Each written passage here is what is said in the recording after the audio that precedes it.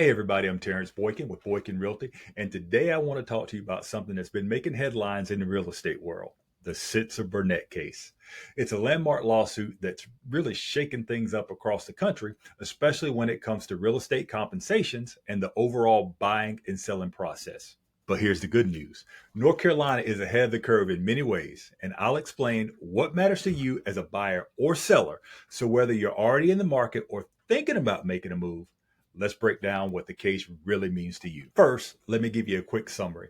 The Sitzer Burnett lawsuit involved a group of home sellers who sued the National Association of Realtors, or NAR, and several real estate companies.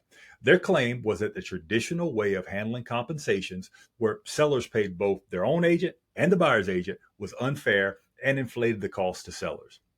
In late 2023, the jury ruled in favor of the plaintiffs, which has led to some major changes in how real estate compensations will be handled across the U.S. So, what does that mean for buyers and sellers across the country? Well, the biggest change is how compensations are negotiated. In many states, sellers were traditionally responsible for paying both their own agent and the buyer's agent. This case is pushing for more of a transparent approach where buyers may need to pay their agent directly. Now, that's a significant shift because it changes how compensation negotiation happens and can affect the overall cost of buying and selling a home. Now, let's talk about North Carolina. One of the great things about our state is that we've been following many of these fair compensation practices for years. Here in North Carolina, it's always been normal for compensation negotiations to be transparent, and buyers have had the option to compensate their agents directly. That means, unlike some other states, we were already ahead of the curve when it comes to compensation structures. For you, that means fewer disruptions and a smoother transaction as these changes take effect nationwide. We're fortunate to be one of a handful of states that have been doing things the right way before this case, and that puts us in a much better position now.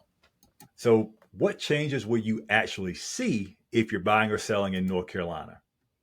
First, more transparency. You'll see more upfront conversations about compensations.